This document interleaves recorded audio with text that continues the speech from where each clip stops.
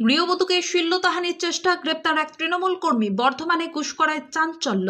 উলুবেড়িয়ার পর এবার পূর্ব বর্ধমান জেলার ঘুষকরায় ফের শ্লীলতাহানির অভিযোগে গ্রেপ্তার তৃণমূল কর্মী। অভিযুক্তের নাম কেনারাম দাস বৈরাগ্য, বাড়ি পূর্ব বর্ধমানের আউশগ্রাম এলাকায়। ধৃতকে বৃহস্পতিবার বর্ধমান জেলা আদালতে পেশ করে পুলিশ। অভিযোগ, বুধবার সন্ধ্যায় এক 37 বছর বয়সী বিবাহিতা মহিলাকে রাস্তার ধারে একা পেয়ে বনের ভিতরে টেনে নিয়ে যাওয়ার চেষ্টা করে কেনারাম। নির্যাতিতা চিৎকার শুরু করলে আশেপাশের মানুষ ছুটে আসে। অভিযুক্ত পালানোর চেষ্টা করলেও শেষ পর্যন্ত গ্রামবাসীরা তাকে ধরে ফেলে। খবর পেয়ে পুলিশ ঘটনাস্থলে গিয়ে প্রথমে কেনারাম দাস বৈরাগ্যকে আটক করে থানায় নিয়ে যায়। নির্যাতিতার বাবার অভিযোগ, আমার মেয়ে ঘুষকরা থেকে বাড়ি ফিরছিল টোটোতে।